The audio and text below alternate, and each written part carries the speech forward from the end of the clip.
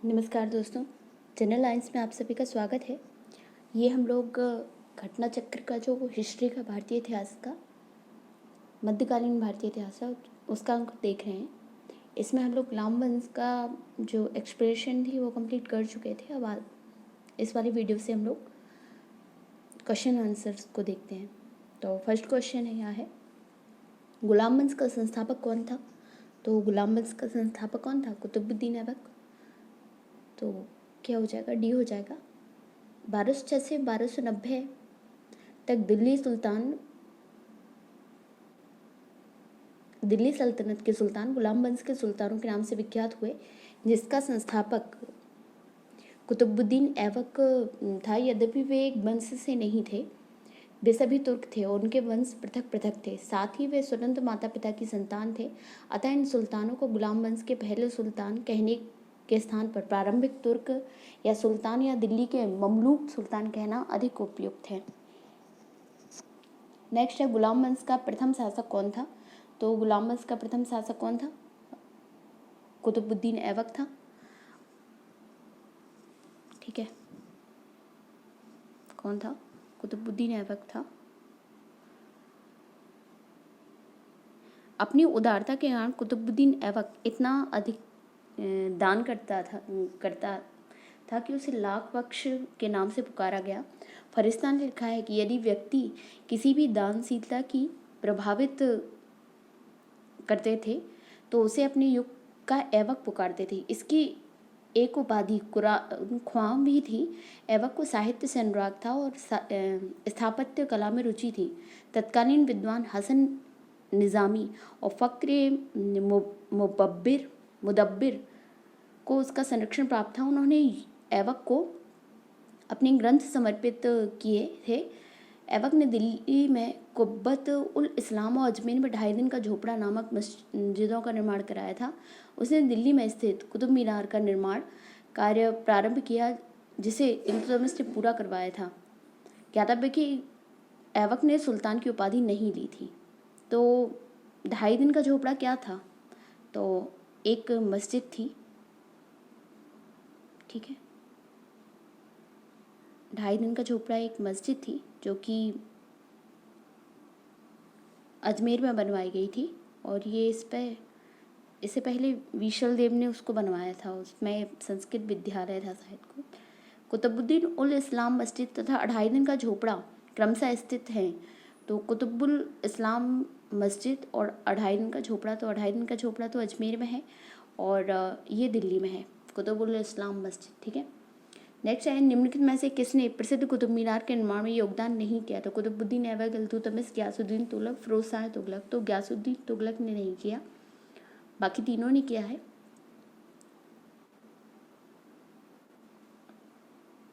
कुतुब मीनार का निर्माण कुतुबुद्दीन ऐबक ने आरंभ किया और इसका निर्माण कार्य इल्तुतमिश के काल में पूरा हुआ। फिरोज शाह तुगलक के शासन काल में इसकी 4वीं मंजिल को काफ़ी हानि पहुंची थी, जिस पर फिरोज ने 4थी मंजिल के स्थान पर 2 और मंजिलों का निर्माण करवाया।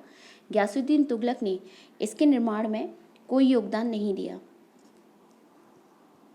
ठीक है, नेक्स्ट है, कुतुबुद्दीन ऐबक की राजधानी थी, तो इसकी राजधानी क्या थी? लाहौर थी। क्या थी? लाहौर थी। तो दिल्ली कब बनी? दिल्ली इल्तुतमिश के टाइम बनी। मोहम्मद गौरी की मृत्यु 1206 के बाद लाहौर के विशिष्ट जनों एवं अमीरों ने कुतुबुद्दीन ऐबक को सार्वभौम शक्तियाँ ग्रहण करने के लिए आमंत्रित किया। अतः उसने लाहौर जाकर सत्ता ग्रहण की और 1206 ईस्वी में औपचारिक रूप से सिंहासनारूढ़ हुआ। ऐबक की राजधानी लाहौर थी। गद्दी पर बैठने के बाद ऐबक के सामने सबसे बड़ी कठिनाई गौरी के दास और उसके राज्य के उत्तराधिकारी ताजुद्दीन यल्दौज और नसरुद्दीन कुवाचा की तरफ से थी। ऐबक ने अपनी बहन की शादी कुवाचा से कर उसे अपने पक्ष में कर दिया, किंतु यल्दौज की तरफ से खतरा बना रहा। यही कारण था कि ऐबक सदा लाहौर में ही रहा, उसे दिल्ली आने का कभी अवसर नहीं मिला। सुल्तान कुतुबुद्दीन ऐबक की मृत्यु कैसे हुई? तो वो चौगान खेलते हुई थी। हाँ, चौगान की क्रीड़ा के दौरान अश्रु से गिरने के पश्चात उसकी मृत्यु हुई थी। ठीक है, कुतुबुद्दीन ऐबक की मृत्यु चौगान के खेल आधुनिक पोलो की भांति का एक खेल था में घोड़े से गिरने के दौरान 1210 ईस्वी में हुई थी। उसे लाहौर में दफनाया गया। उसे गुलाम वंश का संस्थापक माना जाता है। निम्नलिखित में से किसने दिल्ली की सल्तनत की राजधानी के रूप में स्थापना की? तो ये इल्तुतमिश था। गुलामों का गुलाम किसे कहा जाता था? इल्तुतमिश को। ठीक है, इल्तुतमिश 1211 से 1236 ईस्वी में दिल्ली को सल्तनत की राजधानी के रूप में स्थापित किया। इससे पूर्व ऐबक ने लाहौर से ही शासन किया था। इल्तुतमिश ने ही भारत में सल्तनत काल में सर्वप्रथम शुद्ध अरबी सिक्के चलाए थे। सल्तनत युग के दो महत्वपूर्ण सिक्के, चांदी का टंका और तांबे का जीतल, उसी ने आरंभ किए और सिक्कों पर टकसाल का नाम लिखवाने की परंपरा भी शुरू की। नेक्स्ट है, दिल्ली का वह प्रथम सुल्तान कौन था जिसने नियमित सिक्के जारी किए और दिल्ली को अपने साम्राज्य की राजधानी घोषित किया? तो इल्तुतमिश था। इसने जीतल और टंका नामक दो मुद्राएं चलाई थी। ठीक है, ऊपर्युक्त प्रश्न की व्याख्या देखें। निम्नलिखित में से कौन सी इल्तुतमिश के राज्यकाल में सल्तनत की राजधानी थी? तो दिल्ली थी। सल्तनत के निम्नलिखित सुल्तानों में से किसने सर्वप्रथम अपनी राजधानी दिल्ली स्थानांतरित की थी? तो इल्तुतमिश ने की थी। दिल्ली का प्रथम मुस्लिम शासक कौन था? तो इल्तुतमिश था। वस्तुतः दिल्ली का पहला सुल्तान इल्तुतमिश था। उसने सुल्तान के पद की स्वीकृति गौरी के किसी शासक से नहीं अपितु खलीफा से प्राप्त की। खलीफा ने इल्तुतमिश के शासन की पुष्टि उस सारे क्षेत्र में कर दी जो उसने विजित किया। उसे सुल्तान आजम की उपाधि प्रदान की। इस प्रकार वह कानूनी तरीके से दिल्ली का प्रथम स्वतंत्र सुल्तान था। व्यवहारिक दृष्टि से उसने दिल्ली की गद्दी के दावेदार ताजुद्दीन यल्दौज और नसीरुद्दीन कोबाचा को समाप्त किया। भारत में तुर्की राज्य को संगठित किया। मंगोल आक्रमण से बचाया। राजपूतों की शक्ति को तोड़ने का प्रयत्न किया। सुल्तान के पद को वंशानुगत बनाया। दिल्ली को तुर्की राज्य की राजधानी के रूप में के अनुरूप वैभवपूर्ण बनाया और अपने नाम के सिक्के चलवाए। ठीक है, नेक्स्ट, गुलामों को गुलाम किसे कहा जाता है? तो इल्तुतमिश को कहा जाता है। ठीक है, गुलामों का गुलाम इल्तुतमिश को कहा जाता है। मोहम्मद गौरी के गुलाम कुतुबुद्दीन ऐबक ने इल्तुतमिश को खरीदा था। ऐबक ने आरंभ से ही इसे जहांदार अंगरक्षकों का प्रधान का महत्वपूर्ण पद दिया। ऐबक ने अपनी पुत्री का विवाह इल्तुतमिश से किया था। कौन मध्यकालीन भारत की प्रथम महिला शासक थी? तो ये रजिया सुल्तान जो थी वो मध्यकालीन भारत की प्रथम महिला शासक थी।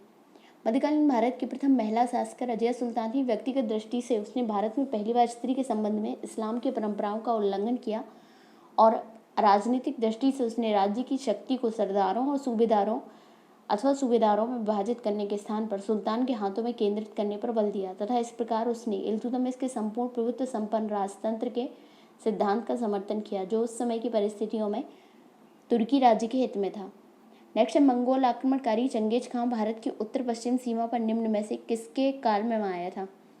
तो चंगेज खां इल्तुतमिश के काल में आया था। ठीक है, मंगोल नेता चंगेज खां भारत की उत्तर पश्चिम सीमा पर इल्तुतमिश के शासनकाल में आया था। चंगेज खां के प्रकोप से रक्षार्थ ख्वारिज्म शाह का पुत्र जलालुद्दीन मंगवर्णी सिंधु घाटी पहुंचा। संभवतः चंगेज खां ने इल्तुतमिश के पास अपने दूत भेजे थे कि वह मंगवर्णी की सहायता न करे, अतः इल्तुतमिश ने उसकी कोई सहायता न की और जब मंगवर्णी 1224 ईस्वी से भारत चला गया तो इस समस्या का भी समाधान हो गया। दिल्ली का कौन सुल्तान मंगोल नेता चंगेज खां का समकालीन था? तो इल्तुतमिश था।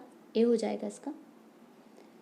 नेक्स्ट है, किसके शासनकाल में मंगोल प्रथम बार सिंधु तट पर देखे गए? तो इल्तुतमिश के काल में मंगोल प्रथम बार सिंधु तट पर देखे गए।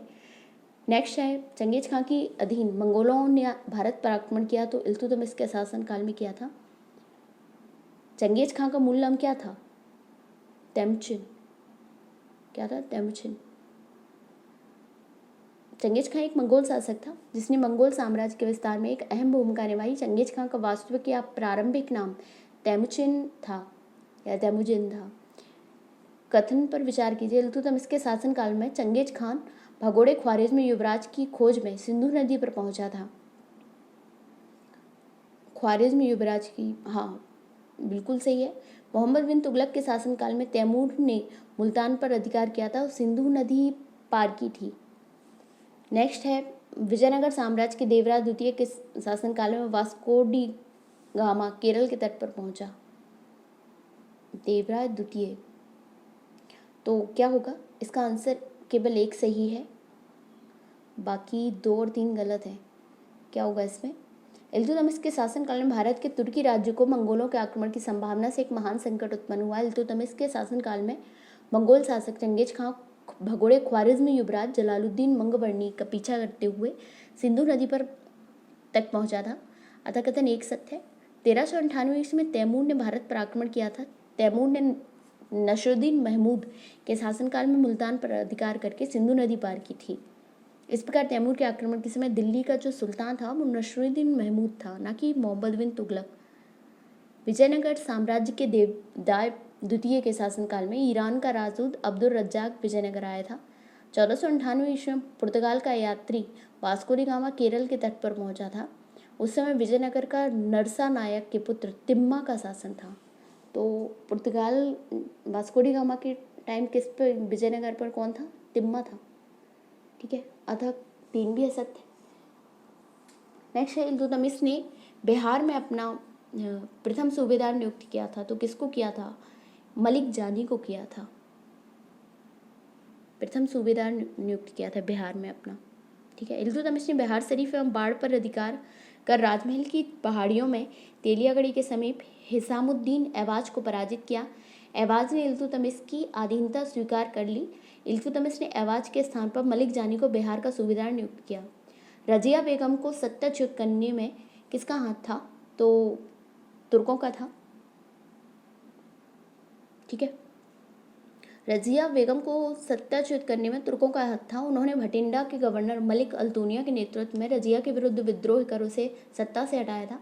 दिल्ली के सुल्तान बलबन का पूरा नाम बलबन था। कौन सा? हाँ, कौन सा बलबन था? इनका गयासुद्दीन बलबन था। बलबन का पूरा नाम क्या था? गयासुद्दीन बलबन।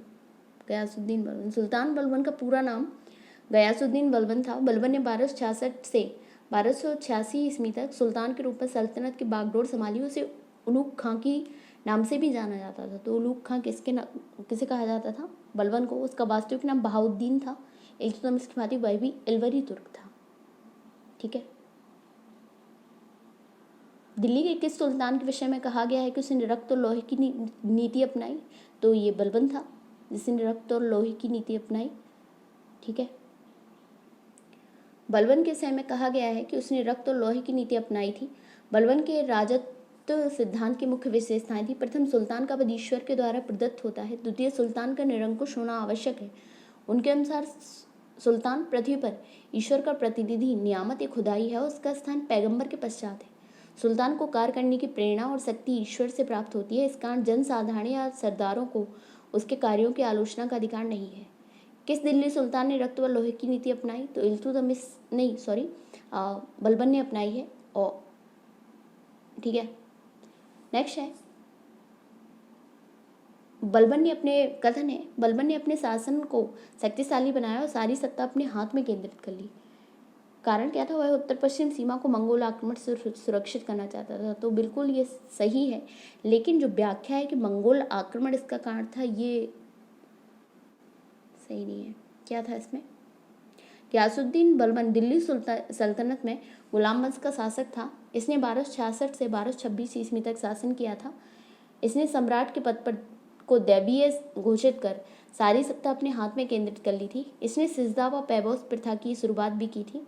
बलबन ने मंगोलों के आक्रमण की रोकथाम करने के उद्देश्य से उत्तर पश्चिम सीमा पर सुदृढ़ दुर्गों का निर्माण कराया था। इस प्रकार कथन ए और कारण आर सही, दोनों सही है, लेकिन व्याख्या नहीं है। नेक्स्ट है, अपनी शक्ति को समेट करने के लिए बलबन ने भव्य उपाधि धारण की थी। तो किसकी? इसने जिल्ले-ए-इलाही की उपाधि धारण की थी बलबन ने फारस के लोक प्रचलित वीरों से प्रेरणा लेकर अपना राजनीतिक आदर्श निर्मित किया था। उसका अनुकरण करते हुए उसने राजत्व की प्रतिष्ठा को उच्च सम्मान दिलाने का प्रयत्न किया। राजा को धरती पर ईश्वर का प्रतिनिधि नियामत या खुदाई माना गया। बलबन के अनुसार मान मर्यादा में वह केवल पैगंबर के बाद है। राजा जिल्ले-इलाही अर्थात ईश्वर का प्रतिबिंब है।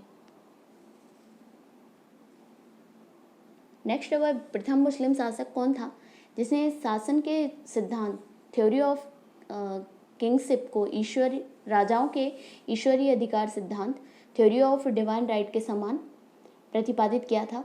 तो यही था बलबन।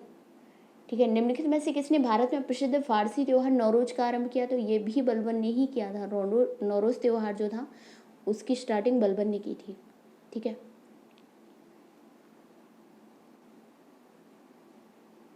अपने दरबार के लिए बलबन ने एक बड़े सुल्तान के दरबार के अनुरूप नियम बनाए, उन्हें कठोरता से लागू किया। इस क्षेत्र में उसका आदर्श ईरानी बादशाह थे। उसने उनकी कई परंपराओं को अपने दरबार में आरंभ किया। उसने सिजदा भूमि पर लेटकर अभिवादन करना और पाबोस की प्रथा आरंभ की। उसने अपने दरबार में प्रतिवर्ष फारसी त्यौहार नौरोज बड़ी शानो शौकत के साथ मनाने की प्रथा आरंभ की। निम्नलिखित में से कौन सा कथन बलबन के संबंध में सही नहीं है? उसने नियामत खुदाई के सिद्धांत का प्रतिपादन किया। बिल्कुल, उसने ये बोला कि सबसे मतलब खुदा के बाद सबसे बड़ा पद जो होता है वो राजा का होता है। उसने इक्तादारी व्यवस्था का आरंभ किया। नहीं, इक्तादारी व्यवस्था का जो प्रारंभ किया था ना, वो इल्तुतमिश ने किया था। उसने तुर्कान चहलगानी का प्रभाव समाप्त किया। हाँ, ये तुर्कान चहलगानी इल्तुतमिश से बनाई थी, जिसे इसने समाप्त कर दिया। उसने बंगाल के विद्रोह का दमन किया। तो हाँ, बलबन का वास्तविक नाम बहाउद्दीन था। नसरुद्दीन महमूद ने उसे उलुग खां की उपाधि दी थी। जिल्लेलाह की उपाधि उसने स्वयं धारण की थी। उसका शासनकाल 1266 से 1286 ईस्वी तक चला, 20 साल। बलबन अपने राजत्व संबंधी विचारों के लिए प्रसिद्ध था। उसके राजत्व के सिद्धांत का स्वरूप और सार फारस के राजत्व से प्रेरित था। बलबन ने राजा को नियामत खुदाई बताया है। सत्ता ग्रहण करने के बाद बलबन ने इल्तुतमिश द्वारा गठित तुर्कान चहलगानी के गठन को समाप्त किया। बलबन के काल में एकमात्र विद्रोह 1279 ईस्वी में बंगाल के सूबेदार तुगरिल खां ने किया था, जिसे बलबन ने दबाया और विद्रोही का मृत्युदंड दिया। इक्तादारी प्रथा का प्रचलन बलबन नहीं बल्कि इल्तुतमिश ने किया था। नेक्स्ट है, सुल्तानों में से किसने गढ़मुक्तेश्वर की मस्जिद की दीवारों पर अपने शिलालेख में स्वयं को खलीफा का सहायक कहा? तो बलबन, ये उनकी पुरानी परंपरा थी। ये गढ़मुक्तेश्वर की दीवारों पर उसने अपने शिलालेख लिखवाए साथ में। और जो कुतुबुद्दीन ऐबक था, उसने क्या कराया था? उसने 2.5 दिन का झोपड़ा बनवा दिया था। जो विशल देव की रचनाएं या वो था संस्कृत के आलेख उनके ऊपर। तो ये हम लोगों का यहाँ पे गुलाम मस्जिद कंप्लीट हो गया है। और भी हम लोगों ने पिछले वीडियो बनाए हुए हैं हिस्ट्री के, तो वो आप लोग जाके देख सकते हैं हिस्ट्री के, और साथ में नेट के भी हैं। करेंट का भी हम लोग कुछ सेगमेंट बना रहे हैं, तो वो भी आप देख सकते हैं। और हमारा वीडियो अगर अच्छा है तो लाइक करिए, शेयर करिए और हमारे चैनल को सब्सक्राइब करिए। धन्यवाद।